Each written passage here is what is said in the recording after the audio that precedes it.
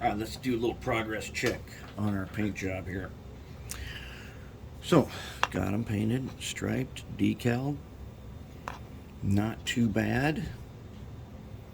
Look pretty decent. Stripe turned out real nice. And the bodies are they're pretty much ready. Believe it or not, they do have matte finish on them right now, and they look kind of shiny.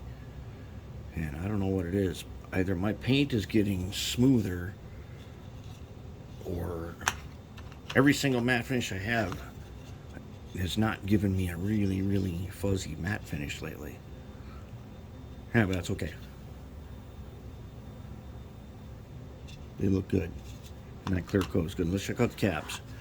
Okay, I got them on my 675 block here so I could do some work on them. What I decided to do, I wanted to make a really cool logo, but I didn't want to spend a whole lot of time figuring out how to make it into a decal and keep it white.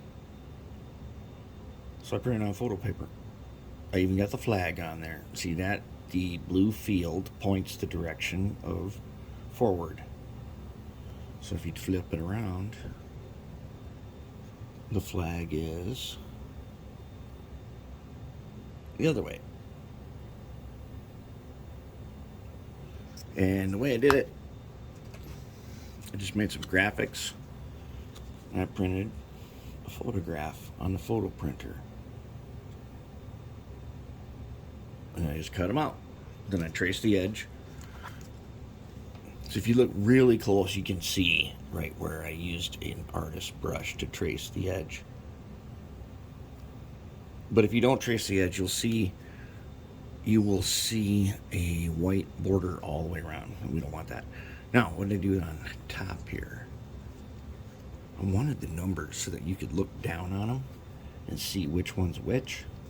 And so what I did is I used a Cricut, cut the numbers out. They're just out of white decal paper, and put them on here. Then I took one of these artist fine pens, these kinds of things. They look like this. Okay, and what you do is you take one thin one, you trace all the way around your character, then you come back and you do a thicker line on all the bottom sides and all of the right sides, and then you get a little bit of a shadowing effect. Yeah, up close you can see there are some flaws and stuff, but way back here at an angle, they got a really cool effect. So they're going to be great. I don't even know what they look like sitting on. I'll show you. Let's take number one here. I have the windows cleaned, and right now they are at the drying station. And if I put this guy on, I'm going to have to wreck him to get him out of here. It's going to look like this. Pretty neat. This is going to be a good one. Yeah, we'll have 3 locomotives for some little atomics company, and probably make some very short, super heavy duty flat cars. And by short, I mean really short. I mean, we should make them just like enough to put 2 trucks under them, and then we'll make a ridiculously heavy small load to put on it. Something like that. They'll come in with their regular train once in a while. But that's where we're at.